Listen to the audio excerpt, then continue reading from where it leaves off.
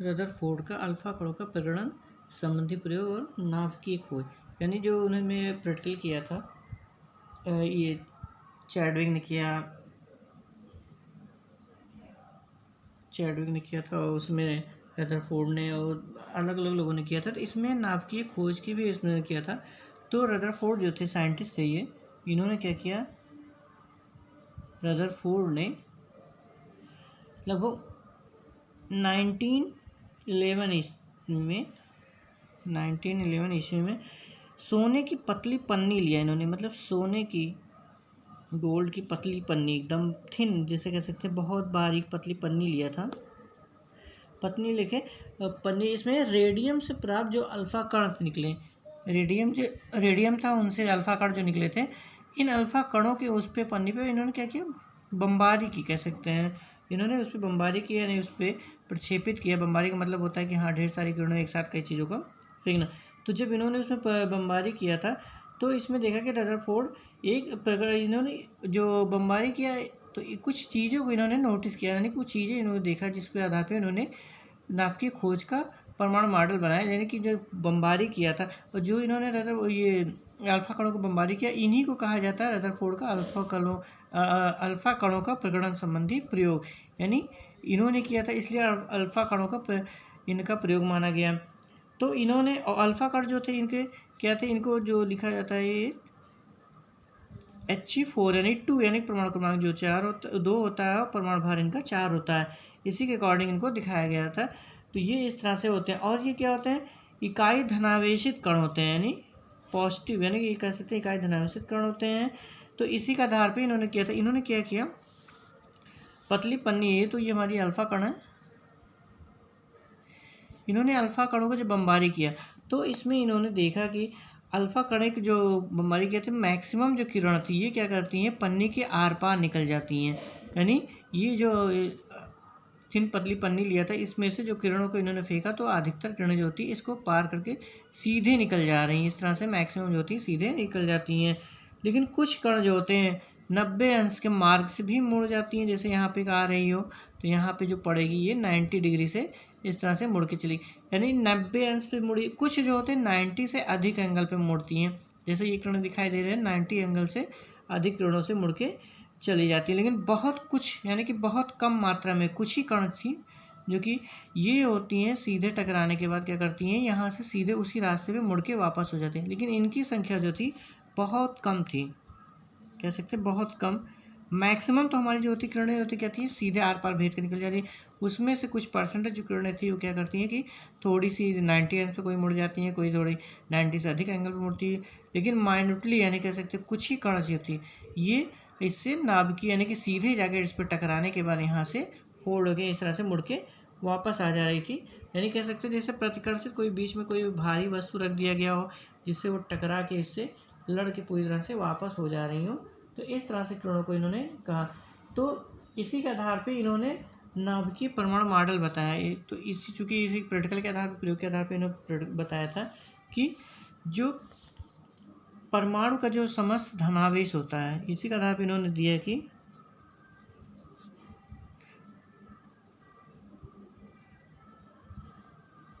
परमाणु का समस्त जो धनावेश है, समस्त धनावेश अति सूक्ष्म आयतन में केंद्रित होता है। अति सूक्ष्म यानी बहुत माइन्यूटली आयतन बनाता है, ये आयतन में केंद्रित होगा, बहुत माइन्यूटली होगा। जैसे इसमें दिखाई दे रहा है, ये जो होता है इसमें, चूँकि ये तो फिगर बनाया जाता है, लेकिन ये जो होता है माइन्यूटली, बहुत माइन्यूटली होता है। तो यहाँ पे इससे एकदम बहुत नज़दीक में था। इसी में जो था अति सूक्ष्म में केंद्रित होता है, इसी को नाभिक कहा जाता है। इसी को इन्होंने नाभिक नाम दिया, यानी नाभिक का। और इनका जो व्यास होता है लगभग कह सकते हैं 10 की पावर जो होगा -12 सेंटीमीटर, यानी इतना ज़्यादा कम होता है। यानी कि इसका व्यास इन्होंने बताया 10 की पावर -12 सेंटीमीटर होगा। और नाभिक के बाहर चारों ओर रिक्त स्थान होता है। और इन्होंने दिया कि नाभिक के बाहर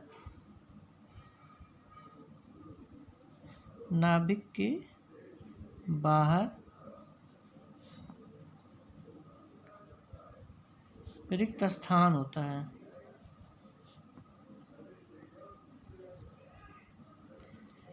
इन्होंने बताया बाहर जो होती है इसमें क्या रिक्त स्थान होता है। और ये बताया गया कि जो नाभिक के इलेक्ट्रॉन होते हैं उतनी चूँकि इलेक्ट्रॉन जो होते हैं बाहर जो होता है स्थान होता है, इसी में जो इलेक्ट्रॉन होते हैं ये क्या करते हैं नाभिक के चारों ओर गति करते रहते हैं।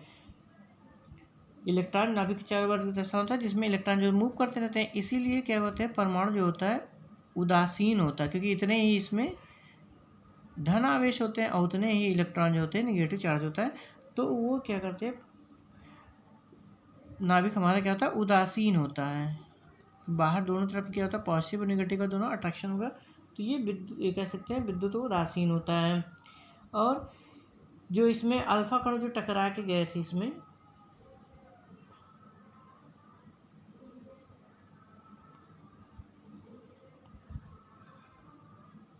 तो इलेक्ट्रॉन जो होते हैं, और इन्होंने बताया कि जो इलेक्ट्रॉन हमारे ये मूव कर रहे हैं ये इनका द्रव्यमान जो होता है लगभग उपेक्षणीय होता है। इनका द्रव्यमान जो होगा एक हिसाब से उपेक्षणीय यानी ना के बराबर माना इन्होंने। उपेक्षणीय मतलब ना के बराबर, इसलिए जो नाभिक का जो परमाणु का जो द्रव्यमान होता है ये नाभिक के वेट के ही बराबर होता है, यानी इसी के भार के बराबर माना जाता है। तो इसी के आधार पे रदरफोर्ड का परमाणु मॉडल शोधित किया गया, यानी रदरफोर्ड का परमाणु मॉडल निकला। इन सारी चीज़ों के आधार पे रदरफोर्ड ने एक मॉडल दिया जिसको इन्होंने इसी के आधार पे यानी जो प्रैक्टिकल था इनका, तो इसी के आधार पे इनका रदरफोर्ड का परमाणु मॉडल कहा जाता है। इन्होंने सबसे पहले जो मॉडल दिया यानी परमाणु किस स्थान पे होता है कैसा होता है, इसी के अकॉर्डिंग इन्होंने प्रैक्टिकल के आधार पे हुआ एक हिसाब से इन्होंने बेस दिया। इसके बाद ही सारी चीज़ों का जो होता है अदर साइंटिस्टों ने या दूसरे जो वैज्ञानिक थे इन्होंने खोज किया, तो इस लेकिन इन्होंने एक बेस दिया। इनके आधार पे जो बताया गया परमाणु जो होते हैं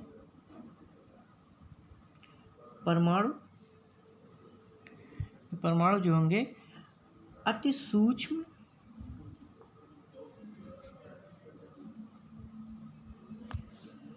गोलाकार अति सूक्ष्म गोलाकार विद्युत उदासीन कण हैं।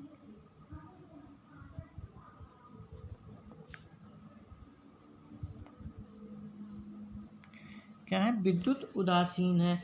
और परमाणु जो होता है दूसरा इन्होंने पॉइंट बताया कि परमाणु जो है दो भागों से मिलके बना है।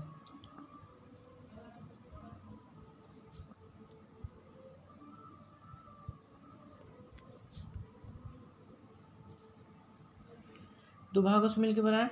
पहला जो नाभिक का विशाल क्षेत्र होता है यानी इसमें पहला जो होगा नाभिक का विशाल क्षेत्र यानी बहुत बड़ा क्षेत्र, यानी कैसे बहुत बड़ा नाभिक वैसे परमाणु को होता है नहीं, लेकिन ये जो विशाल क्षेत्र यानी अधिकतर भाग जो होगा कह सकते हैं मैक्सिमम भाग जो होगा ये होता है ये विशाल ये नाभिक के चारों ओर होता है। नाभिक के चारों तरफ पाया जाएगा जिसमें इलेक्ट्रॉन जो करते हैं घूमते रहते हैं मूव करते रहते हैं। इलेक्ट्रॉन हमारे घूमते हैं। दूसरा जो भाग इन्होंने बताया ये नाभिक के अंदर का भाग होता है। दूसरा जो इन्होंने कहा कि जो परमाणु है इसका अति सूक्ष्म धनावेशित भाग जो केंद्र होता है।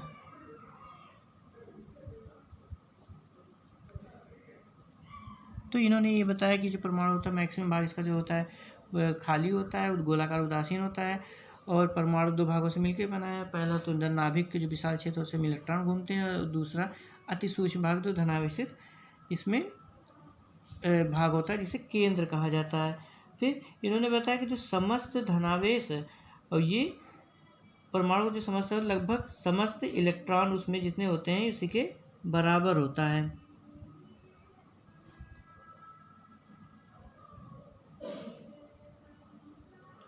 यानी तीसरा पॉइंट इन्होंने जो दिया, समस्त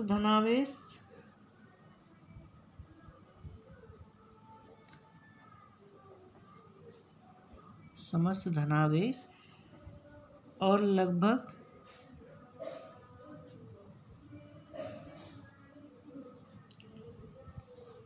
द्रव्यमान, इसका जितना द्रव्यमान होगा ये केंद्र या नाभिक में उपस्थित होगा।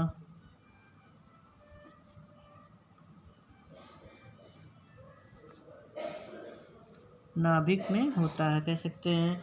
फिर इन्होंने बताया कि जो इलेक्ट्रॉन होते हैं, या इसमें बताया जो प्रोटॉन होते हैं नाभिक में, प्रोटॉन और इलेक्ट्रॉन,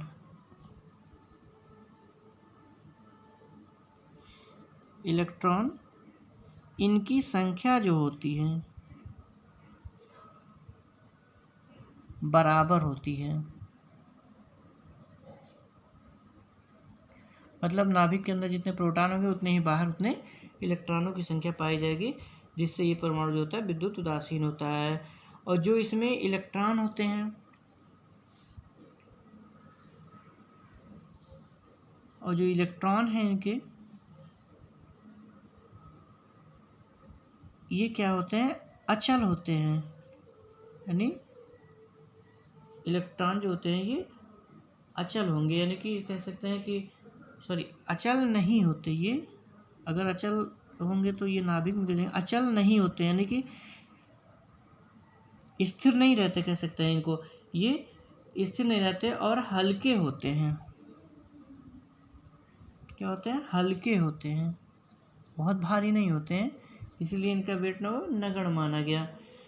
और ये जो होते हैं अगर विपरीत आवेश के होने के कारण ये क्या होता है, अचल नहीं होते और हल्के होते हैं, अचल नहीं है और हल्के होते हैं।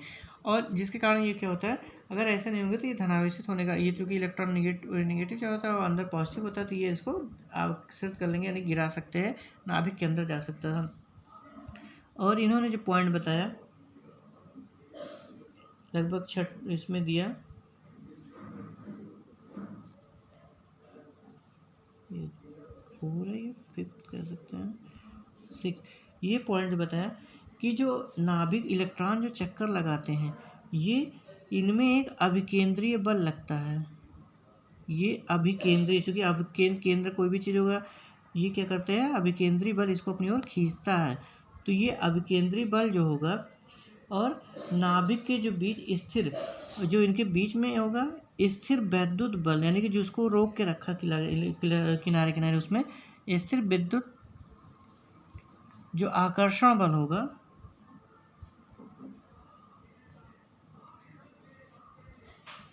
ये जो होता है इसको संतुलित करके रखता है, को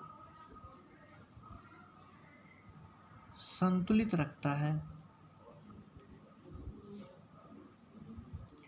तो ये इस तरह का इसमें इन्होंने रदरफोर्ड का परमाणु मॉडल मिला कि परमाणु जो होता है अति सूक्ष्म गोलाकार विद्युत उदासीन होता है। परमाणु 2 भागों से मिलकर बना है। नाभिक का विशाल छेद, इसमें इलेक्ट्रॉन पाए जाते हैं, वो घूमते रहते हैं। दूसरा अति सूक्ष्म धनावेशित भाग होगा जो केंद्र में होगा, इसे नाभिक कहते हैं। और समस्त धनावेश और लगभग इसका द्रव्यमान जो होता है नाभिक में उपस्थित होता है। प्रोटॉन और इलेक्ट्रॉनों की संख्या जो होगी ये बराबर होगी, जिसके कारण ये विद्युत उदासीन होते हैं। इलेक्ट्रॉन अचल नहीं होते हैं और हल्के होते हैं, जिसके कारण ये अंदर उसमें नहीं तो गिर जाएंगे नाभिक के अंदर। और इलेक्ट्रॉन जो अभी उसमें अभी घूम रहे हैं, उसके वजह अभिकेंद्रीय बल लग रहा है एक उसके ऊपर, और जो स्थिर वैद्युत आकर्षण बल होता है उसमें, ये दोनों जो होते हैं, यानी कि जो घूमने के कारण बल लगा और जो आकर्षण होता है, ये दोनों इसी दोनों बल को ये संतुलित रखते हैं। तो इसके आधार पर इनका रदरफोर्ड का मॉडल इसमें प्रस्तुत किया गया, इन्होंने दिया जो रदरफोर्ड का परमाणु मॉडल था।